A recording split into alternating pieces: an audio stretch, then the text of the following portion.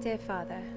while at Southampton, we received very short notice of our impending departure, about 24 hours to be exact.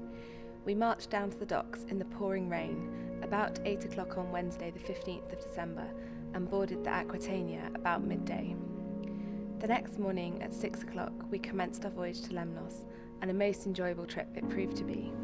To my mind, the Aquitania holds rank with the wonders of the world as a marvel of human ingenuity and forethought.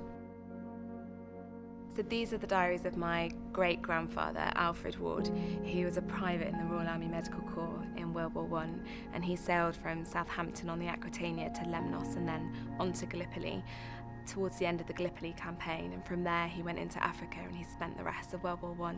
as part of the African campaigns before returning home. And at the end of World War I he was mentioned in dispatches for his courage, and that certificate is here as well with the diaries.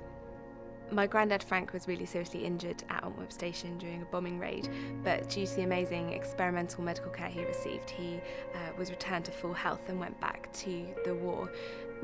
What was really interesting though was that it wasn't until his early 80s, when I was a teenager, where he really started telling some of the stories about the war and his service, and it just goes to show how much of an impact there had been perhaps on his mental health of what he'd seen and experienced and lived through, and that he'd held that all the way through until his 80s and until he passed away.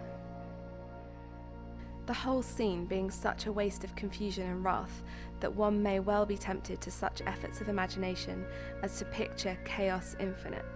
the downfall of worlds, the rise and fall of mighty empires, and the vengeful passions and savage lusts of man rioting through the ages of ignorant superstition, religious fanaticism, and brutal materialism to a decadent world of demoralized and degraded beings, fit for and deserving of nothing but to fade from mortal knowledge into the merciful mists of oblivion.